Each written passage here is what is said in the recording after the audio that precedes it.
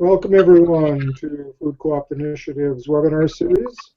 I'm glad that you made it back from our last attempt, and we apologize for the technical difficulties, but we're good to go, I think, this time. So today we're going to present on a guide to the new Capital Campaign Workbook that we've published. And Ben Sandel is here to join us with his perspective. He was one of the key authors in this updated version, so we're looking forward to that.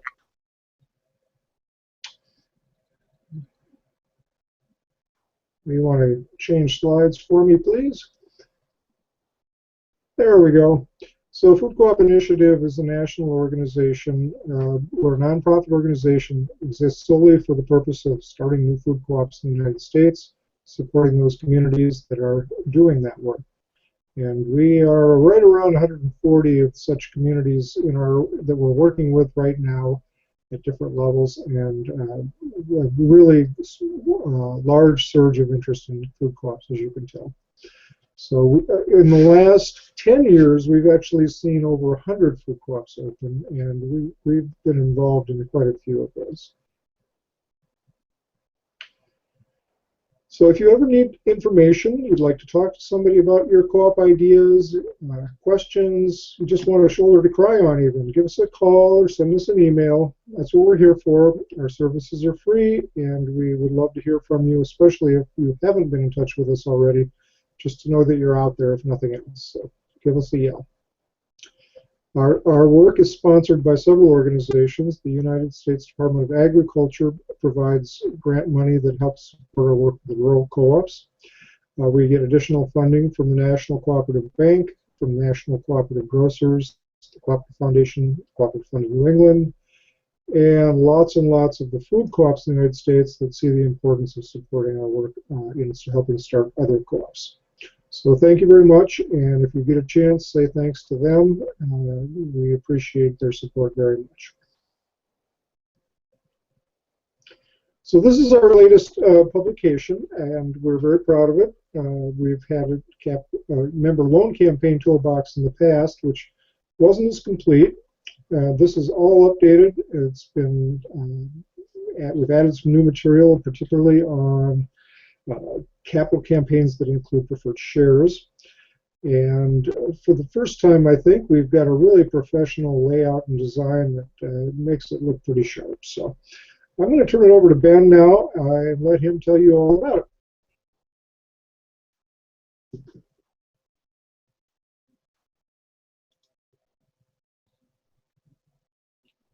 Ben, I think you're mute.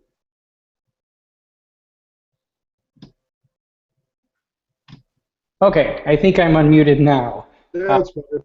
And let me know if there are any sound problems. But so yes, my name is Ben Sandel, and I am a consultant, a member of CBS Consulting Co-op, and I was fortunate to be able to work on investment on the redo of this, moving it up from the member loan toolbox to the member capital workbook than it used to be, and an updated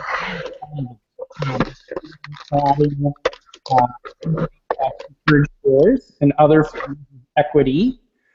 Also looking at the changing strategy for communications now that everyone has a cell phone. You know, when many of us raised money for our own co-ops in the past through capital campaigns, we were calling people's home numbers, and of course that has changed. So we are addressing that in there. We're taking a look at emerging strategies for raising capital in lower income communities, and we have completely redone all the templates and the case studies. They're all new and up to date, and we're hoping moving forward in the future that we will continue, that we'll create an online storehouse or library of ever newer and better templates and case studies as they come up. So next slide, please. Great. So the workbook was not actually designed to be a complete, comprehensive, soup to nuts, how do you do this campaign thing resource, although I think it goes a ways towards that, but because the situation for every co-op tends to be unique, your community, the financial need, a lot of other aspects, there's still the need for individual consulting, which I would encourage you to pursue. But it is a great guide and reference document and helps you see the overall picture of a capital campaign. What are all the pieces involved? Get a better sense of the scale and scope of these campaigns, and especially a lot of information about the different roles that are in the campaigns, the coordinator role, the callers, the collectors, the communicators, the large investor connectors, etc. And then we delve in some detail into some of the key aspects of it. So it's designed as a reference guide. Certainly, I think you could attempt to do a capital campaign using the workbook as your guide, but I think it'll go better and you'll have more success, and it'll be easier to do if you do pursue additional consulting also. So the guide breaks down the process of planning for a capital campaign into 4 easy steps. The first one being laying the legal and financial groundwork. And for the purpose of this webinar, I'm not going to actually get into a lot of depth or specifics about these, but this is more to orient you towards the process that we are describing, that we're showing in the workbook. So in that part of it, the laying the legal and financial groundwork part, we address some of the legal questions that come up when you're planning a capital campaign. Also, some of the questions about what's in our best interest for our long-term capital needs, and that includes looking at member loans versus preferred shares. And by the way, when you see something in red like this or in an alternate color, that means it's new in this in the workbook, was not necessarily in or not addressed in anywhere near as much detail in the previous version in the toolbox.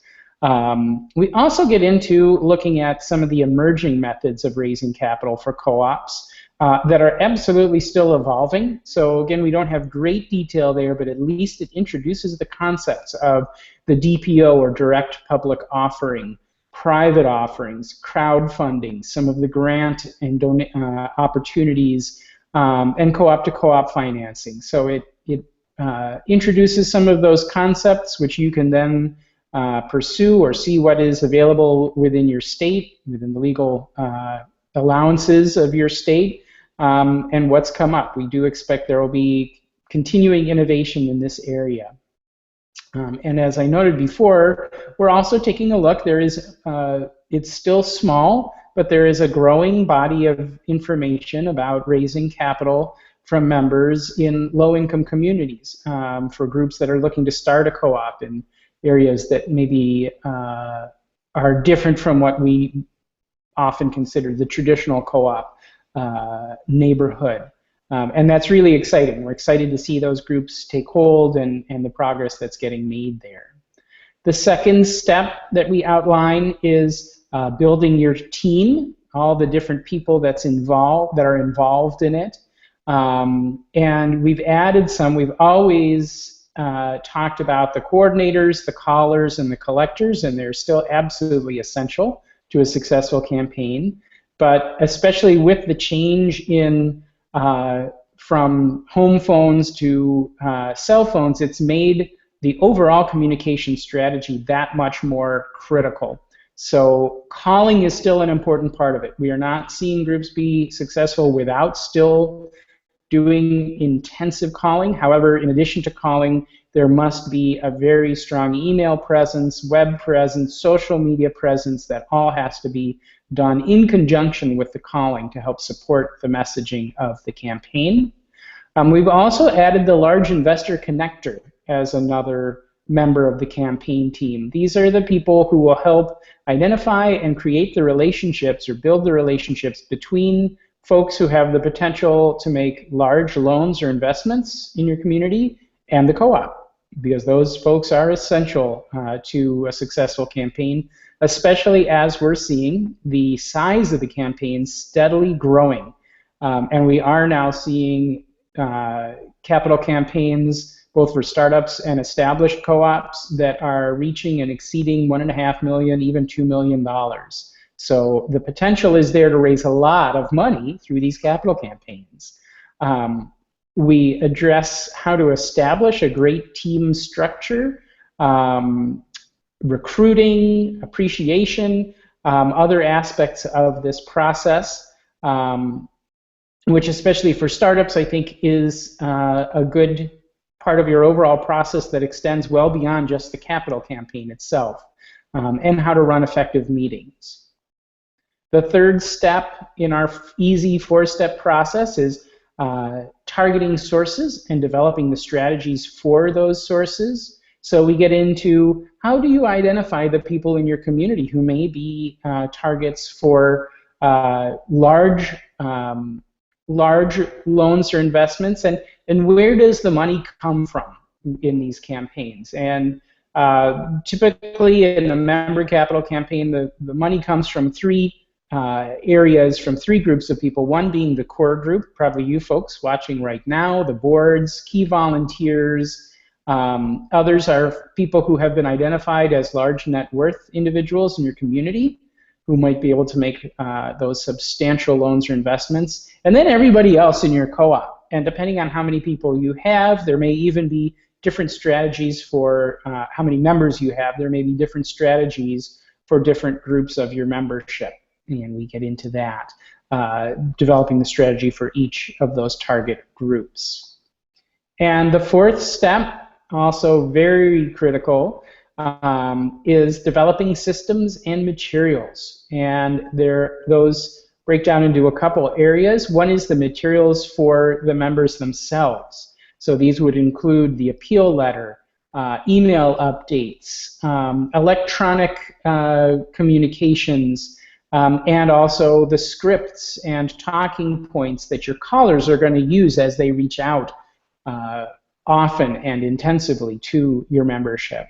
There's also the materials that are needed for the campaign operation itself, materials for the callers and the collectors to use, and there are samples and examples of the systems for tracking the overall performance of the campaign, also how to track individual caller performance, different ways to gather the information that you need to have to run a successful campaign, keep it organized, and make it meaningful so that it is actually useful for you throughout the campaign.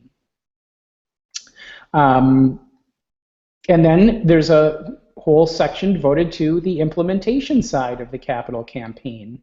And again, from there we try to break it into its component parts, but we talk about the launching of the campaign and when is the best timing and what happens if you maybe don't raise all the money that you would like to in one effort, which does happen and it's okay. Multiple phases of the campaign is definitely the reality for many co-ops, and it can work very well. We get quite a bit into how to do an effective phone call, the timing, the things to say, how to maximize the effectiveness of when you do get someone on the phone. And the overall, as I mentioned, the overall communication strategies. We have a section where we get into what to do if your campaign is struggling, if you're not making the progress you think you should be making, or if you're having other struggles that you're encountering. And again, I just want to note that it would be impossible within one document for us to try to come up with every possible way your co-op might encounter challenges or might struggle during its capital campaign. And that's where it can be really great to contact Food Co-op Initiative, to contact me or CDS Consulting Co-op to get live help, to get some real people who you can bounce ideas off of, who you can talk through some of those issues so that you can keep your campaign on track. There's a budget in there, a sample budget, and an implementation calendar. So all really great tools for you to run the best campaign you can. And most of these samples and tools are in the appendices, and here I don't know how big your screens are and how much you'll be able to see of these, but here's some samples of different appendices that we have in there. There's samples of brochures from actual co-ops. There's organizational charts. There's testimonials, appeal letters, email updates, all kinds of things, all available for you to use as you wish. Copy, paste, make them your own, of course, but to show you what other co-ops that have been successful in their capital campaigns have done. So before I turn it back over to Stuart and actually to all of you to ask questions about capital campaigns and about the new workbook, just want to point out again that there is plenty of help available, and also a lot of other resources online that may be helpful to you. So the CDS Consulting Co-op website, and also the Food Co-op Initiative website, and don't forget info@fci.coop. That's your first line towards getting questions answered, going straight to Stuart and Mary and everybody else at Food Co-op Initiative. So that's what I have to say, and I just want to thank you all and encourage you to go out and raise a lot of money for your co-ops, because it's a great thing to do. Thanks, Ben. We need your questions now. We'd be happy to answer them, and that will be a big part of what we have to offer. You can send them to info@fci.coop, as you see on your screen there, or you can call that number, and Mary will take your questions and pass them on to me. So either option will work. And while we're waiting for a couple of questions, Ben, I have one for you. As you went through this revision and had to look at everything closely, what were the biggest changes you saw in the way capital campaigns are being done, or how it's evolved in the last few years? Well, there were three big changes that really jumped out at us. One was the dollars have gone up dramatically. So in the previous, excuse me, in the toolbox, a lot of times they were using numbers like 350,000 or 400 or $500,000 as the goals, and we are seeing capital campaign goals now frequently over $1 million, some heading towards $1.5 million or even $2 million. So that was one big change. The addition of preferred shares and other forms of capital is also a big change. They were really not mentioned at all before because member loans were what everyone did. And in some cases, it's been because of the changes in laws and regulations that have allowed co-ops to begin to use preferred shares. And we could do quite a bit of time on the difference or the comparison of loans and preferred shares. But there's good info in the workbook on that. But preferred shares are a great option. And I said there were the difference in communication. That in the first book, the earlier toolbox really focused on the calling, the member-to-member calling as the main way that the campaign communicated, and that has changed. It's still very critical, but again, you really, in order to have a successful campaign, the communication is going to have to be much more diverse and much more frequent than just the phone calls. So when you're raising $1 million or more, what's the timeline? I mean, are we still talking doing this in a few months, or is it stretched? Well, we're still recommending as compressed a timeline as you can, so that you can build momentum and excitement around it. It is the planning side of it. The legal planning should start probably about 3 months in advance, with the rest of the planning happening more like 6 weeks in advance. And then if you can do a really, really tight, intense 4 to 6 weeks implementation, maybe with a couple weeks on the end for cleanup and loose ends, that is great. We do see, especially with the larger dollar amounts, we will often see groups that might do 6 or 8 weeks, then take a break, look at what worked well, look at what might need to be retooled, and then come back with a second phase after another month or two, and go from there. And I see a question there about how do you know if preferred shares are legal, are allowed in your state. They are in more and more states, but the only way to find that out is to contact a lawyer who is familiar with cooperative and securities law in your state. So that is the most important way to find that out. I want to just add there, Ben, that it's really important that you find a knowledgeable attorney that understands consumer co-ops specifically, and those aren't necessarily easy people to find, but there are some exemptions and special regulations that co-ops take advantage of that may not be, all attorneys may not be familiar with. So there are a lot of options out there if you know how to find them. Mm-hmm.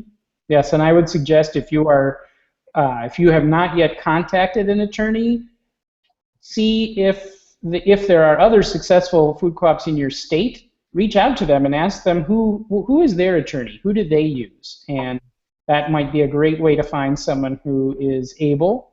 If there's not, if you don't have successful co-ops in your state, you might also reach out to credit unions or other sector co-ops. Although their situations are different, some of the legal aspects will be,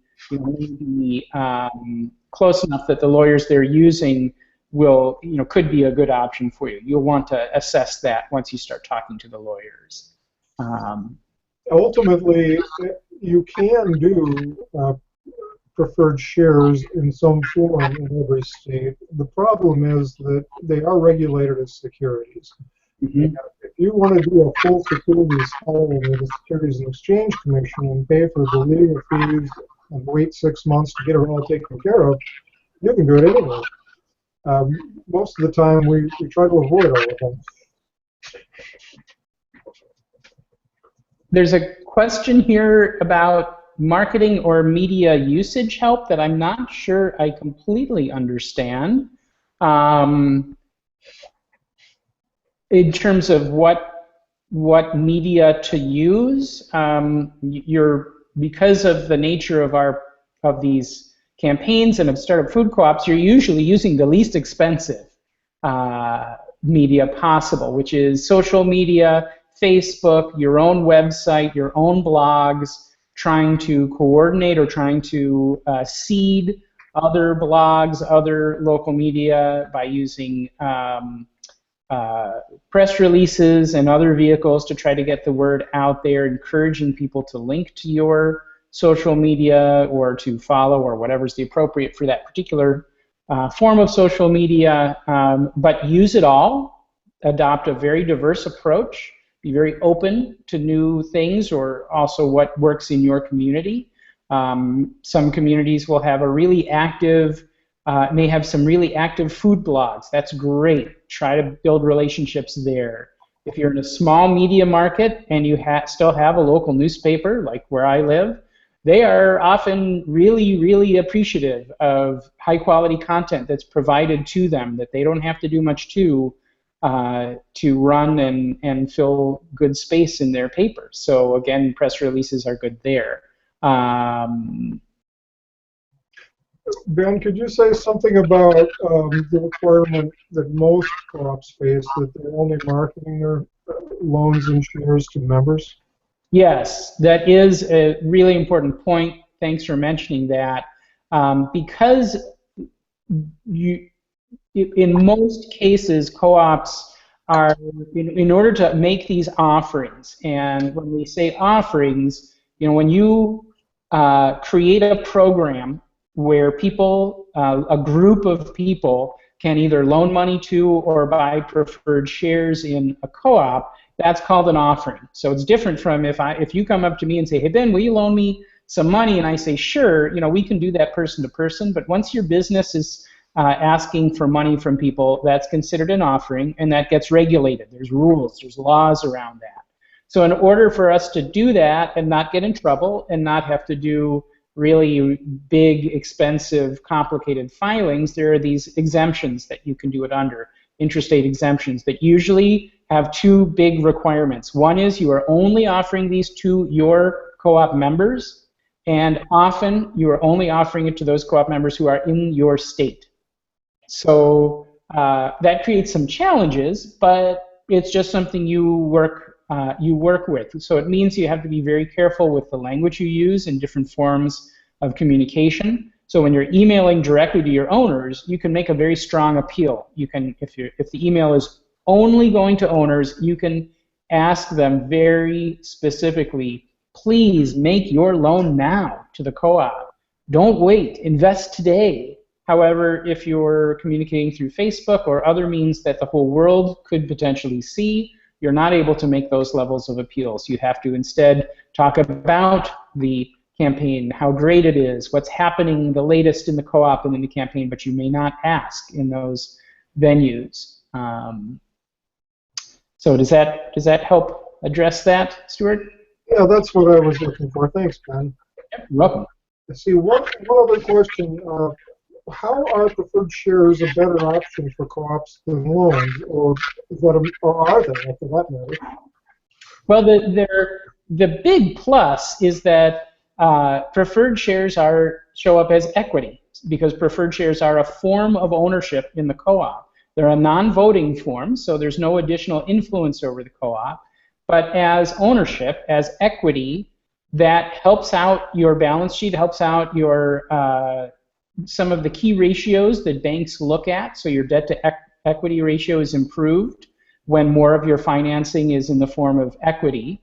Loans, of course, you're obligated to pay loans back. They're debt. So they are the debt on the debt to equity side of those equations. And loans are still pretty reliable. People understand loans. They have car loans, they have student loans, or mortgages, so they get loans pretty quickly and easily. They understand them, that is. But if you can get more of your financing through equity, that is better.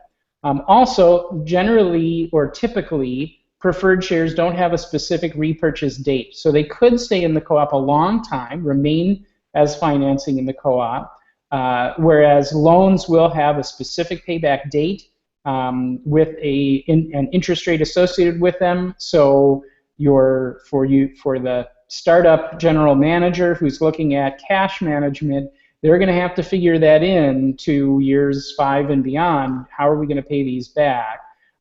So that's an additional, that's a difference between preferred shares and loans also, the repurchase versus payback structure and the flexibility that preferred shares give you.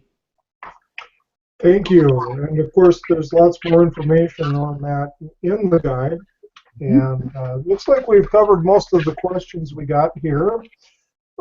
Thank you, everyone, for your attention. And I'd encourage you to take a look well ahead of when you actually need to start your capital campaign, because planning ahead, finding legal advice, arranging for the people that will do the work can take some time, and you want to be thinking about that early on. That's all for today. We will be back with another webinar next month, and at the moment I'm not sure that I know the title, so I apologize, but it will be exciting, fun, and we hope you'll be there. Great. Thank you, everyone. And it's next week, actually, because this was the rescheduled version of this. The next one following is actually going to be next week, not next month. Well, thanks, Ben. Glad somebody's keeping up with our calendar. All right. Well, thanks again, everyone. Have a great spring, and look forward to talking to you soon. Very good. Thanks. Bye.